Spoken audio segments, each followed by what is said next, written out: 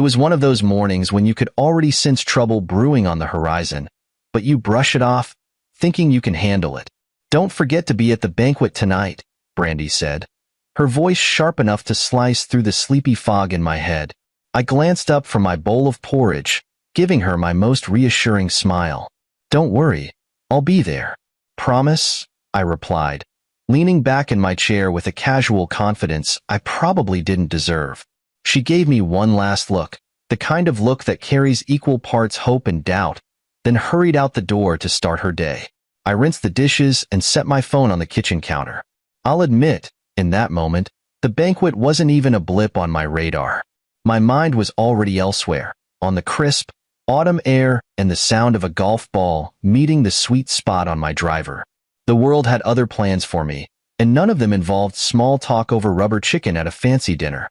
I headed upstairs to change into my golf attire, grabbing my clubs and tossing them into the car. The plan was simple: drive out to the course, enjoy a few rounds with Jack and Steve, and still make it home in plenty of time to clean up and get to Brandy's big event. Easy, right? The weather couldn't have been better. Crisp air, clear skies, and just enough breeze to make things interesting. Jack and Steve were already waiting when I arrived, their faces lighting up as I pulled into the parking lot. We hadn't seen each other in years, so there was a lot to catch up on as we headed out to the first tee. Now, let me tell you something about golf. It has a way of making time irrelevant. One hole turns into 3, then 6, and before you know it, you're halfway through the back 9 with the sun already starting to dip. We played, we laughed, and we argued about whose putt was closer to the pin. I couldn't remember the last time I had that much fun. By the time we wrapped up, it was well past 3:30, and we were all starving. We made our way to the clubhouse, grabbed some burgers, and let nostalgia take over. College days, bad decisions, and the kind of stories that get better every time you tell them. Time? What time? I barely glanced at my watch. It wasn't until we decided to squeeze in a few more holes that reality started to creep back in. The sun was setting, painting the sky in fiery shades of orange and pink, and I could feel the weight of my promise to Brandy pulling at the back of my mind. But you know how it is. You think, just one more game or just one more drink, and everything else can wait. When we finally called it a day, Jack suggested a quick stop at the bar for one last round. "Have I ever turned down a drink?" I joked, knowing full well that I probably should have. But there's a kind of peer pressure among old friends that's hard to resist. We knocked back a couple of beers, laughing until our sides hurt, and I remember thinking, this is what life's about. These are the moments that matter. It wasn't until I was back in my car, headlights cutting through the dark, that the full weight of what I'd done hit me. The banquet, the promise, Brandy. I could already picture her standing in the living room, arms crossed, with that look that says I'm disappointed, but I'm going to let you explain yourself anyway. What could I say? Traffic was bad? The boss kept me late? All of it felt flimsy even before the words left my mouth. By the time I pulled into the driveway, my mood had gone from elated to sinking faster than a bad putt. I walked into the house bracing for impact, and sure enough, there she was, waiting. "Where the hell have you been?" she demanded, and just like that, the day's carefree joy evaporated. I opened my mouth to respond, but the excuses felt hollow even to me. I knew I'd messed up. The banquet wasn't just another dinner. It was important to her, and I'd chosen golf. That's the thing about promises. They're easy to make, but even easier to break when something shiny distracts you. At that moment, I wasn't sure what hurt more, her anger or the quiet realization that I deserved it. The next day began with Brandy's frosty silence, the kind that fills a room and leaves no space for excuses or explanations. She didn't even bother with a goodbye when she left for work. Not that I blamed her. I sat at the kitchen table, poking at my cereal, feeling every bit the idiot I'd been the night before. Missing the banquet wasn't just a slight misstep. It was a full-blown disaster. But here's the thing about guilt. It's a tricky little beast. Instead of sitting with it, letting it teach me a lesson, I decided to bury it in distraction. And what better distraction is there than shopping? So, after half-heartedly calling in sick to work, I grabbed my car keys and headed out. I wasn't entirely sure what I was looking for as I wandered through the aisles of electronics stores. something flashy, something big, something that screamed, "Look, I care." But the moment I saw it, I knew. The TV was massive, practically the size of a small car.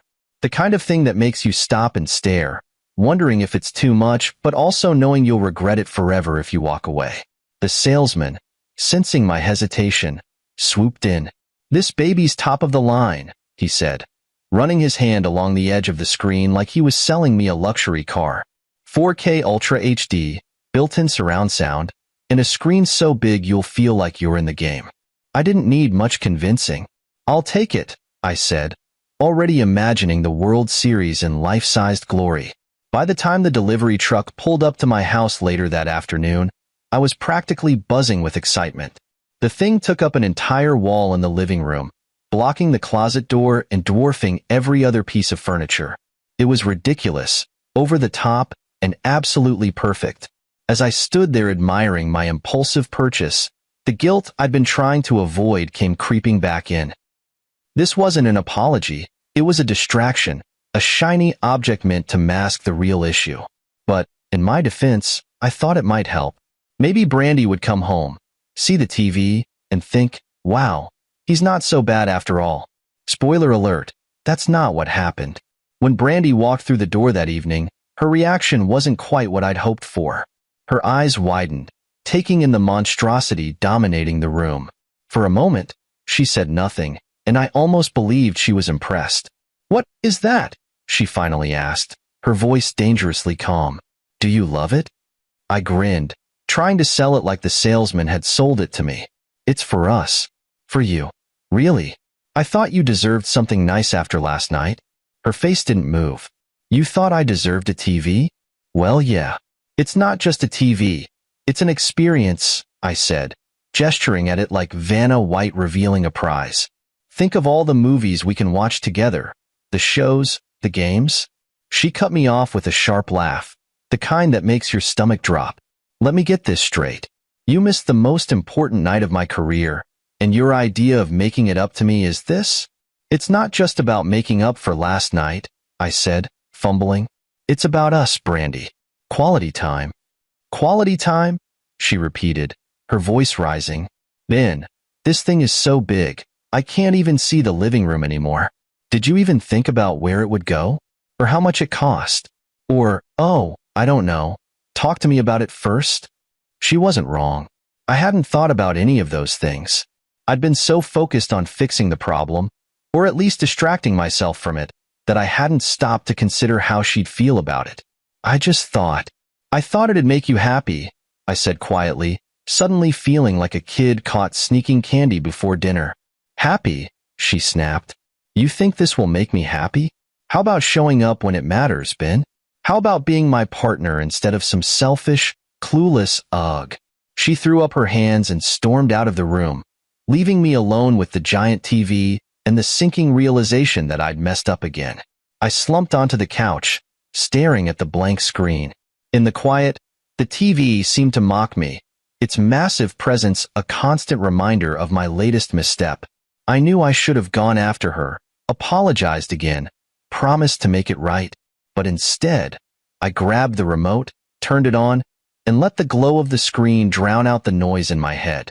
The next morning started with a thick silence, the kind that fills the house when someone is trying their hardest to ignore you. Brandy wasn't just ignoring me, though. She was simmering. Every movement, every glance, was filled with unspoken accusations, and I didn't blame her. She walked into the kitchen, dressed sharply in her usual power suit. I admired her drive, always have. Brandy's the kind of woman who fights tooth and nail for what she wants. That's what made her banquet so important in the first place. The promotion she'd been working toward for years wasn't just a title. It was a recognition of everything she'd sacrificed and achieved, and I hadn't been there to celebrate it with her. I sat at the table, nursing a cup of coffee and trying to find the right words, but every phrase I rehearsed in my head sounded hollow. She didn't bother saying good morning. She just grabbed a piece of toast, shoved it into her bag, and headed for the door. "Have a good day," I said, hoping for at least a nod. Instead, she paused in the doorway, her back to me, and said, "Don't forget about the TV." Then she was gone, leaving me to sit in the quiet and feel the full weight of her disappointment. I knew Brandy was furious, but what I didn't fully grasp yet was just how deep that anger went. It wasn't just about the banquet or the TV. It was the bigger picture. Years of small frustrations and unspoken grievances were starting to bubble to the surface, and I was too wrapped up in my own distractions to see it. Brandy had always been the planner in our relationship. She made the schedules, set the goals, and kept us moving forward. Meanwhile, I was more, let's call it spontaneous. That's a nice way of saying I made things up as I went along. It worked for us, most of the time. But now, with the kids off at college and the house feeling emptier than ever, those differences were becoming more pronounced. She wanted us to be a team, to tackle this new phase of life together. And I bought a giant TV. At work, Brandy was thriving. Her promotion was the result of years of hard work and late nights, and she deserved every bit of praise that came with it. But at home, that success seemed to create a new tension between us. She was moving forward, climbing higher, and I was stuck in neutral, content to coast. I'd like to think I wasn't completely oblivious. I noticed the way she came home later and later, always with an excuse: meetings, deadlines, networking events. I noticed how she started cooking less, leaving me to fend for myself or order takeout. And I noticed how our conversations became shorter and more clipped, like we were speaking two different languages. But instead of addressing it, I leaned into my distractions. Golf, the TV, hanging out with the guys. It wasn't that I didn't care. It's just that caring felt complicated. Easier to avoid it, to pretend everything was fine, even when it clearly wasn't. One night, about a week after the TV incident, Brandy came home with an unmistakable edge to her voice. "Ben," she said, standing in the living room and glaring at the giant screen. "You know, this promotion, it's not just about me. It's about us. Or at least, it was supposed to be. But you," she stopped, shaking her head like she couldn't find the words. "I know I messed up," I said, trying to meet her halfway. "I should have been there. I should have supported you. I get it. Do you?" She shot back. "Because it doesn't feel like you do. It feels like you're fine letting me handle everything while you coast through life. Do you even care about what's important to me anymore?" I didn't have an answer for that. Not because I didn't care, but because I didn't know how to show it in a way that mattered to her. Saying, "I'm sorry," felt like putting a Band-Aid on a broken leg. "I care," I said finally, my voice quieter than I intended. I don't know how to fix this." She stared at me for a long moment, her expression softening just enough to let me know she wasn't giving up on us. "Not yet, anyway." "Figure it out, Ben," she said before heading upstairs. "Because I can't keep doing this on my own." Her words stayed with me long after she was gone. Figure it out. Easier said than done. But as I sat there in the glow of the oversized TV, I realized she was right. Things couldn't keep going the way they were. Something had to change, starting with me. By the time Saturday rolled around, I decided to take a more proactive approach. Well, sort of. I was tired of the tension in the house, and I figured if I couldn't make things right, maybe I could distract Brandy again. I called her parents that morning and invited them to lunch, thinking their presence might lighten the mood. If nothing else, Brandy always put on her perfect daughter persona around them, which meant less yelling at me. "Lunch sounds lovely," her mother said. Her voice as chipper as ever. "Brandy's been under so much stress lately with her promotion. It'll be good for her to relax." Stress. Promotion. Guilt gnawed at me again. Brandy had been juggling work, managing the house, and dealing with me, and I'd missed her moment of triumph for a round of golf. Now, instead of fixing it, I was orchestrating distractions. It felt lazy, but it was the best idea I had. At noon, I met her parents at a nearby cafe. They were their usual selves, her mother prim and proper, her father gruff but polite. "Brandy's running late," I said, ordering for her when they asked where she was. "She's got a lot on her plate these days." The lunch passed uneventfully, pleasant, even. Her parents doted on me like they always had, completely unaware of the tension boiling under the surface. I couldn't help but feel a pang of guilt when her dad clapped me on the shoulder and said, "You're lucky to have Brandy, you know? She's a hell of a woman." "Yeah," I said, smiling weakly. I know. After lunch, I drove them back to their house, but instead of dropping them off, I had one more stop planned. I had arranged for them to meet someone, Cindy Walsh. Cindy was, well, let's just say she was an interesting character. She'd called me out of the blue the day before, claiming she had something important to tell me about Brandy. At first, I thought it was a joke or a scam, but her tone was serious, almost desperate. You need to hear this in person, she'd said. Trust me, it's not the kind of thing you want to ignore. So there we were, pulling into Cindy's driveway, her parents exchanging confused glances. What's going on, Ben? Her mother asked. Who is this woman? Just trust me, I said, though I wasn't entirely sure I trusted myself. Cindy greeted us at the door, looking as worn out as she sounded on the phone. She led us into her living room, which was surprisingly tasteful, minimalist but cozy. Thank you for coming, she said, motioning for us to sit. This isn't going to be easy to say, but it's something you need to know. What's this about? Brandy's father demanded, his tone protective. Cindy hesitated, glancing at me as if asking for permission to continue. I nodded, though my stomach was in knots. It's about Brandy, she began, and Charles. At that moment, time seemed to slow. Charles. The name echoed in my mind, bringing with it a flood of unwanted thoughts. Charles was Brandy's boss, the man who had given her the promotion, the man she'd spent so many late nights with, working on projects. Cindy didn't sugarcoat it. She laid everything out. How she'd suspected Charles of having an affair for months, how she'd followed him to Philadelphia during a supposed work trip, and how she'd caught him with Brandy. She even had pictures. Brandy's mother gasped, her face going pale. Her father's jaw tightened, his hands curling into fists. I just sat there, staring at the evidence Cindy handed me. There it was, clear as day. Brandy and Charles, laughing, holding hands, and kissing. My stomach churned, but I kept my face neutral. I'm sorry to be the one to tell you this, Cindy said softly, but you deserve to know. For a long moment, no one spoke.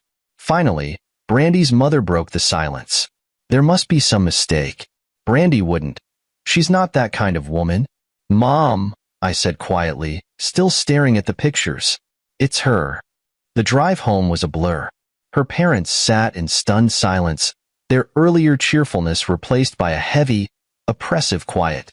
When we finally arrived, Brandy was standing in the living room, her face lighting up with surprise, until she saw Cindy. Her smile faltered. What's going on? She asked, her voice unsteady. Cindy wanted to talk to us, I said evenly, holding up the photos. Care to explain? Her face went pale, her eyes darting to her parents, then back to me. Ben, I can. Save it, I interrupted, my voice colder than I'd ever heard it. I think we've all heard enough. She opened her mouth to argue, but the weight of the evidence was too much. Her shoulders sagged, and for the first time in years, Brandy looked small, vulnerable. And in that moment, I realized our marriage would never be the same. I don't think I slept that night. I lay in the guest room, staring at the ceiling, the images Cindy had shown me replaying in my mind like a broken film reel. Brandy and Charles, together, smiling, touching. Images that couldn't be undone. I felt a strange calm, the kind that comes right before a storm. It wasn't just anger. It was something sharper, something colder. It was clarity. By morning, I knew what I had to do. Brandy had betrayed me, betrayed us. I wasn't going to sit back and let it slide like I'd let so many other things slide. No, this time I was going to make sure she understood exactly what she'd done. I started by moving her things. Not in a dramatic, throw them on the lawn kind of way. That would have been too easy. Instead, I carefully packed her clothes, her shoes, her jewelry, and all her little trinkets into boxes. I even folded her blouses neatly, as if I were doing her a favor. By the time I was finished, her side of the closet was empty, and her belongings were stacked in the living room like a silent indictment. When Brandy came downstairs, she stopped dead in her tracks. Her eyes darted to the boxes, then to me. What is this? She asked, her voice trembling. This, I said, gesturing to the boxes, is the result of your choices. Ben, Please, don't do this, she said, her voice breaking. It was a mistake. A stupid, horrible mistake. I never meant to hurt you. Funny, I said, my tone icy. That's exactly what I told you after the banquet. Remember? When I skipped your big night to play golf. You didn't want to hear my excuses, and I don't want to hear yours. It's not the same, she cried. This wasn't just about me. I was stressed and Charles, Don't, I snapped, cutting her off. Don't you dare try to pin this on stress or Charles or anyone else. You made a choice, Brandy. You lied to me, to your parents, to everyone. And for what? A fling with your boss? She flinched at my words, her eyes filling with tears. I love you, Ben, she whispered. Not him. You. I laughed, a harsh, bitter sound that felt foreign even to me. Love? Is that what this is? Because it sure doesn't feel like love to me. She took a step closer, reaching out as if to touch me, but I stepped back. Don't, I said. You don't get to play the victim here. For a moment, we just stood there, the air between us heavy with everything left unsaid. Then, slowly, deliberately, I turned and walked over to the massive TV, the one thing that had brought me any semblance of comfort over the past few days. You know, I said, my voice calm, almost conversational. I bought this TV thinking it might bring us together, something to share. But now, it feels more like a monument to everything that's gone wrong. Brandy's face crumpled, but she didn't say a word. Instead, she sank onto the couch, burying her face in her hands. I stood there, watching her, feeling a strange mix of satisfaction and sadness. This wasn't how I wanted things to end, but it was how they had to. Finally, I walked over to the boxes, picking up the one labeled bedroom. I'll help you load these into your car, I said, my voice devoid of emotion. You can stay with your parents for a while. They deserve to know the truth. She looked up at me, her eyes red and swollen. Please, Ben, she whispered. Don't do this. We can fix this. I'll do anything. I shook my head. Some things can't be fixed, Brandy. And this is one of them. Without another word, I carried the first box out to her car. She followed me in silence, her footsteps heavy, her shoulders slumped. By the time we finished, the sun was high in the sky, casting long shadows across the driveway. As she climbed into the driver's seat, she hesitated, looking at me one last time. I'm sorry, she said, her voice barely audible. So am I replied. Then I turned and walked back into the house, closing the door behind me. For the first time in a long time, the house felt quiet. Not the tense, suffocating quiet of Brandy's anger, but the kind of quiet that comes with resolution. I sat down in front of the giant TV, picking up the remote. As the screen came to life, I let out a long breath, feeling a strange sense of peace. It wasn't over, not by a long shot, but it was a start. The house was silent now, an emptiness hanging in the air that was both liberating and oppressive. Brandy was gone, temporarily at least, her belongings packed into her car, her pleas echoing faintly in my mind as the dust settled. I thought I'd feel triumphant, vindicated even, but instead, I sat there on the couch, staring at the blank TV screen, feeling more hollow than I ever expected. When you've been married as long as we had, 24 years, your life becomes intertwined in ways you don't even notice until they start to unravel. The toothpaste in the bathroom, the smell of her perfume lingering in the bedroom, even the way she'd hum to herself in the mornings as she got ready for work. Now, all of it felt like ghosts in the quiet house, reminders of a life that no longer felt stable. I turned on the TV, hoping the sound would drown out my thoughts, but nothing held my attention. News, sitcoms, sports, none of it mattered. My mind kept drifting back to the look on Brandy's face as she drove away, the tears streaking her cheeks, the way her voice cracked when she whispered, I'm sorry. Was she sorry for what she'd done? Or just sorry she got caught? I couldn't tell, and honestly, I wasn't sure it mattered anymore. What mattered was the weight of her betrayal, the cracks it had left in the foundation of our marriage. Could those cracks ever be repaired?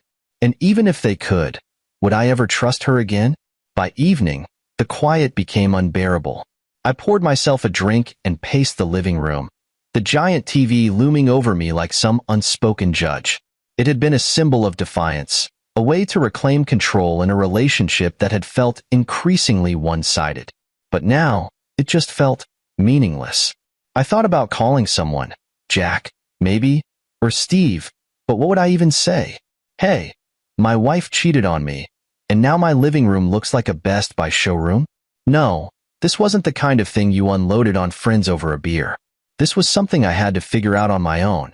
Around midnight, I found myself standing in the kitchen, staring at a photo stuck to the refrigerator with a magnet. It was from our anniversary last year, Brandy and me at some fancy restaurant, smiling like we didn't have a care in the world. I looked at my own face in the picture, wondering who that guy was. He seemed so confident, so sure of himself and his place in the world. I barely recognized him now. That's when it hit me. This wasn't just about Brandy. It was about me. Somewhere along the way, I'd let myself drift, becoming passive in my own life. I'd stopped trying to be the man Brandy had married, the man who had ambitions and goals and drive. And while her affair was her choice, her mistake, I couldn't help but wonder if I'd made it easier for her to walk away from what we had. The thought stung, but it also sparked something in me. A realization. If I wanted to move forward, whether that meant fixing things with Brandy or starting over, I needed to take a hard look at myself first. No more distractions. No more excuses. I turned off the TV, the room plunging into darkness except for the faint glow of the streetlights outside. For the first time in weeks, I felt a sense of purpose, a clarity that had been missing for far too long. I didn't know what the future held, whether Brandy and I would find a way back to each other, or if this was truly the end. But I did know one thing. I couldn't keep living like this, waiting for life to happen to me. It was time to take control, to figure out what kind of man I wanted to be and start becoming him again. With that thought, I headed upstairs and climbed into bed. Not the guest bed, but our bed. It felt strange, almost foreign, without Brandy there. But as I lay there in the quiet, I realized it also felt peaceful, like a clean slate. For the first time in a long time, I fell asleep with a sense of possibility. The road ahead wouldn't be easy, but at least now I knew I was ready to take the first step. The morning arrived slowly, dragging its weight behind it. The house still carried that strange silence, but it felt heavier now, like the walls themselves were absorbing the tension. Brandy hadn't called, and neither had I. Her absence felt like both a wound and a relief, a strange contradiction I couldn't quite wrap my head around. I shuffled into the kitchen and started my usual routine. Cereal, coffee, newspaper. But the ritual felt hollow, the space across the table glaringly empty. For years, Brandy and I had shared this time in the mornings, sometimes chatting, sometimes sitting in comfortable silence. Now, the silence wasn't comfortable. It was accusing, like it was waiting for me to acknowledge the elephant in the room. As the hours passed, I tried to keep busy, cleaned the garage, rearranged the tools, even tackled the pile of old magazines Brandy had been asking me to sort for months. But no matter how much I moved or organized, I couldn't shake the nagging thoughts in my mind. Was this it? Were we really done? Around noon, I sat down in the living room, staring at the massive TV. It had been a defiant purchase, a symbol of control in the chaos. But now, it felt ridiculous. This giant screen towering over the room, its presence mocking me. It was supposed to be a distraction, something to keep my mind off the growing chasm in my marriage. Instead, it only amplified it. I don't know what made me decide to do it, but I finally picked up the phone and dialed Brandy. It rang twice before she answered, her voice hesitant. "Ben?" "Hey," I said, my voice calm but firm. "We need to talk." There was a pause, the kind that feels like it stretches forever. Finally, she said, "Okay. When?" "Now," I replied. "Come home." She agreed, and about an hour later, I heard her car pull into the driveway. When she walked through the door, she looked tired. Not just physically, but emotionally, like she'd aged years in the past 2 days. Her eyes were red, her shoulders slumped, and for the first time in as long as I could remember, she didn't look like the Brandy I knew. She looked vulnerable. "Ben," she started. but I held up a hand to stop her. "Let me go first," I said, my voice steady. "I've had a lot of time to think about this, about us, and I've realized something. I can't do this anymore." Her eyes widened, panic flickering across her face. "Ben, please." "No," I interrupted. "This isn't just about the affair, Brandy. It's about everything. The lies, the distance, the way we've been drifting apart for years. You betrayed me, yes, but I also let this marriage become something it wasn't supposed to be. And I'm done pretending we can fix it." She sat down on the couch, her hands trembling. "I don't want to lose you," she said, her voice barely above a whisper. "I love you, Ben. I made a mistake, but I love you." I sighed, the weight of her words pressing down on me. "Maybe you do," I said, "and maybe I still love you too. But love isn't enough anymore. Not after everything that's happened." Tears streamed down her face, and for a moment, I almost wavered. Almost. But then I remembered the pictures, the lies, the emptiness I'd felt in the days since her betrayal, and I knew I was making the right choice. "I've packed your things," I said, gesturing to the boxes by the door. "You can stay with your parents for now. Take some time to figure out what you want, who you are. And I'll do the same." She looked at me, her eyes filled with disbelief. "You're really doing this," she said, her voice breaking. "You're really ending us." I nodded, feeling a strange mix of sadness and relief. "I think it's best," I said, "for both of us." She stood slowly, walking to the door and picking up one of the boxes. As she turned to leave, she paused, looking back at me one last time. "I'm sorry," she whispered. "I know," I replied, "and I hope you find what you're looking for." With that, she walked out the door, the sound of her car engine fading into the distance. I sat down on the couch, the silence once again filling the house. But this time, it didn't feel heavy. It felt final, like the closing of a chapter. I picked up the remote, turned on the TV, and settled in. The game was starting, and for the first time in a long time, I felt like I could finally breathe. The first night after Brandy left was surreal. The house felt emptier than ever, the echoes of her presence still clinging to every corner. I didn't realize how deeply her routines had intertwined with mine until they weren't there anymore. The faint scent of her perfume in the bathroom, the sound of her shoes on the hardwood floor, all of it lingered like ghostly reminders of a life that had shifted irrevocably. I woke up the next morning to a quiet house, the kind of quiet that presses against your chest. Normally, I would hear her moving about, humming some tune or clicking through her emails. Instead, it was just me and the silence, and I wasn't sure how to fill it. Breakfast felt mechanical: cereal, coffee, newspaper. Same as always, but without the back-and-forth banter that had once made the mornings feel alive. I caught myself glancing at the empty chair across the table more than once, expecting her to walk in and scold me for something small, like forgetting to rinse my bowl. But she wasn't there. She wouldn't be. I spent the day cleaning, trying to find something to occupy my hands and distract my mind. I boxed up old junk in the garage, organized the shelves in the pantry, and even tackled the garden Brandy had insisted on planting last year. By mid-afternoon, I was exhausted, but the sense of accomplishment was fleeting. The house was spotless, but it still felt like a stranger's home. Her parents called in the evening to check on me, their voices hesitant, unsure of what to say. Brandy had told them she was staying with a friend for a while, conveniently omitting the part about our separation. I didn't correct her story. There was no point. They didn't need to know the details, and I wasn't in the mood to explain. "How are you holding up?" her mother asked gently. "I'm fine," I lied, gripping the phone a little tighter. "Just keeping busy." "Well, if you need anything, don't hesitate to call," she said. "We're here for both of you." Both of us. I wondered if they realized how much weight that word carried. We were no longer both of us. We were separate now, two people trying to navigate the wreckage of a marriage that had once seemed unshakable. By the time I hung up, the quiet had settled in again, heavier this time. I poured myself a drink and sat in the living room, staring at the massive TV. It had become a strange symbol of everything that had gone wrong. My impulsiveness, my need to distract myself from the problems I didn't want to face.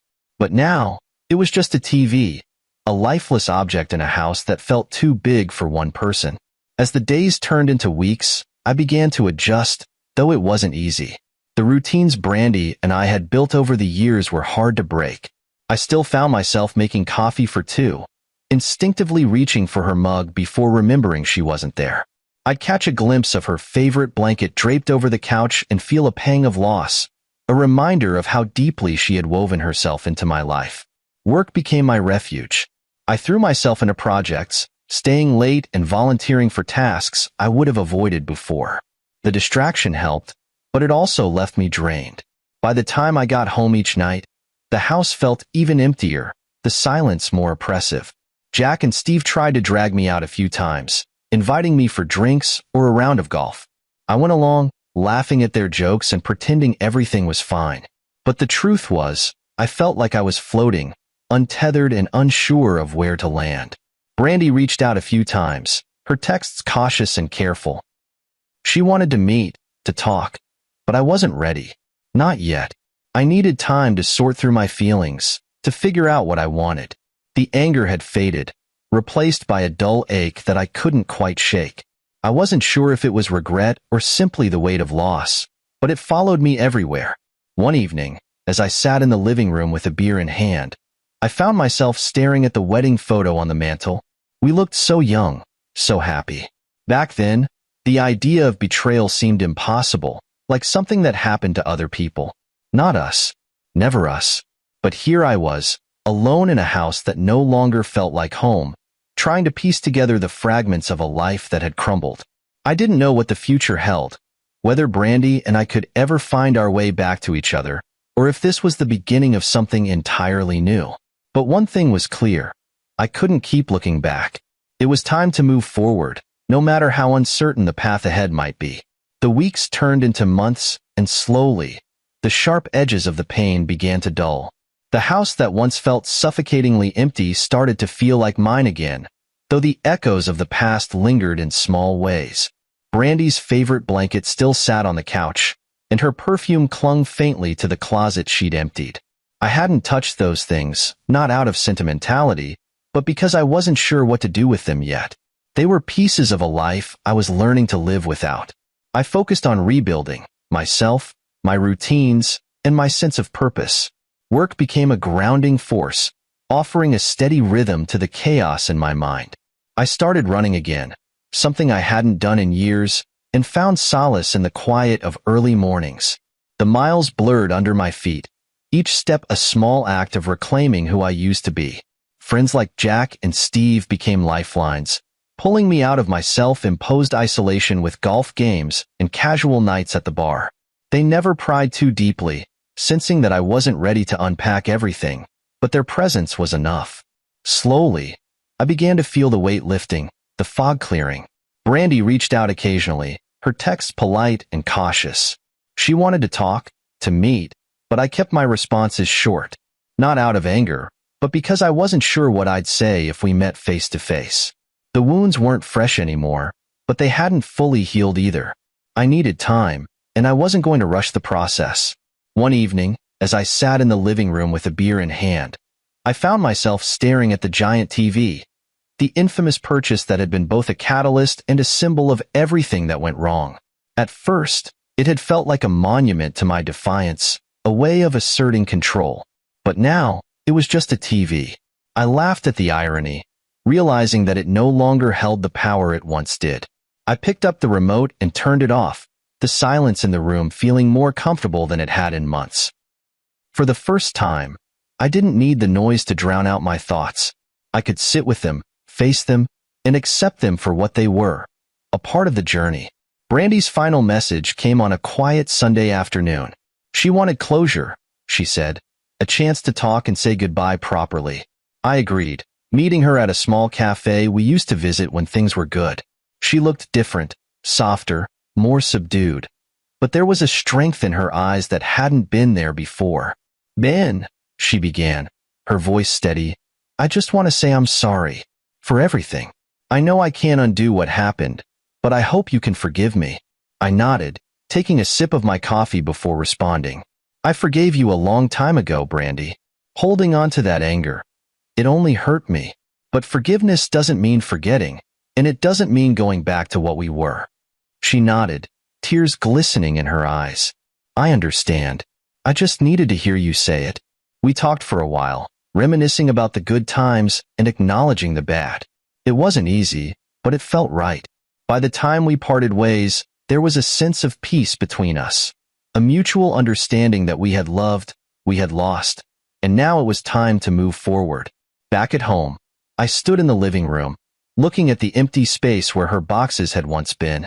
The house still carried traces of her, but they no longer felt like ghosts. They were simply memories, fragments of a life I'd lived and learned from. I sat down in front of the TV, not to escape but to unwind. The game was on, and as I watched, I felt something I hadn't felt in a long time. Contentment. Life wasn't perfect, and it wasn't what I'd planned, but it was mine. And for the first time in months, that felt like enough. Moving on didn't mean forgetting. It meant accepting, learning, and finding joy in the small moments again. The journey wasn't over, but I was ready for whatever came next.